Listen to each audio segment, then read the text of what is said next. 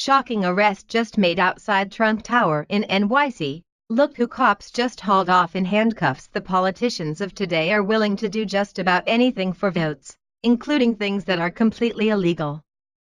I'm not just talking about some under-the-table gray areas, even though that's bad enough. These days they're willing to throw their lot in with the social justice warriors if it will win them some brownie points for election time. Lawmakers are supposed to make laws, not break the old ones, and if one needs to be amended, there's a process for that. Unfortunately, the stunts that many pull today show us that they don't care about the way things are supposed to be done. They just care about acting like someone relatable and looking good for the cameras. Things have gotten so bad that several lawmakers had to be arrested at a DACA repeal protest in front of Trump Tower in New York City. These three Democrats are apparently ready to completely throw out the national law in favor of the bleeding heart approach that is sure to shipwreck our economy. So they're out there, with all the non-lawyers and people who don't actually know the law, many of whom don't care about our country, only what they can milk from it because it looks good for their re-election campaign.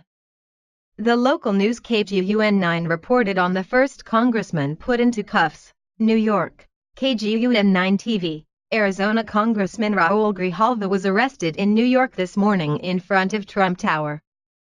The Tucson area legislator was involved in a march protesting President Donald Trump's plans to end DACA, the order from then-President Obama protecting from deportation undocumented people who were brought to the U.S. when they were too young to have decided on their own to come to this country.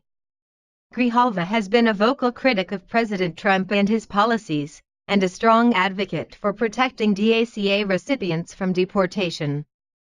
Arizona, like many border states, has a huge problem with illegal immigration, and while you'd think that would make their congressman interesting in stopping the flow of illegals, these crooks in $1,000 suits just see potential lifetime Democrats. They're not unlike drug dealers. They get people hooked on the government dole and then threaten to cut it off and see how fast those people run to vote for them. This is why the push to allow illegals to stay and allow illegals to vote have been skipping along hand in hand. Young cons discovered that it wasn't just one politician involved in the event. There were in fact three who were taken into custody for their actions. It's no secret that the liberal left has accepted violence as an acceptable form of protest. It took months for Nancy Pelosi to condemn Antifa. Liberal groups like Antifa literally tried to burn down Berkeley because someone that hurt their feelings was going to speak there. We all know how the Black Lives Matter movement adopted violence and homicidal rhetoric. But it's not just the protesters on the fringe that have lost touch with reality when it comes to obeying the law to get a point across. Looks like there were actually 3 congressmen arrested. All Democrats. Congressmen sitting in the street like children. This seems to be a trend. This is what people with no real policy argument do. Luis and his crew don't want to negotiate. They want amnesty for everyone, no questions asked. They are trying to hijack the conversation, and it isn't going to work like it did when Obama was in charge. Can't we do better than this, guys? How many Republican congressmen were arrested sitting in the street complaining about Obama's insane policies? Republicans don't tend to sit in streets. Probably because it's generally inadvisable and because they have work to do. It does make sense in the grand liberal scheme of things that they would expect people to just go around them if they're having a bad day about something. As a conservative, this is absolutely ridiculous on so many levels. But even if we could look at it from an unbiased perspective, it's pretty crazy. We send these politicians to Washington to represent us, as Americans.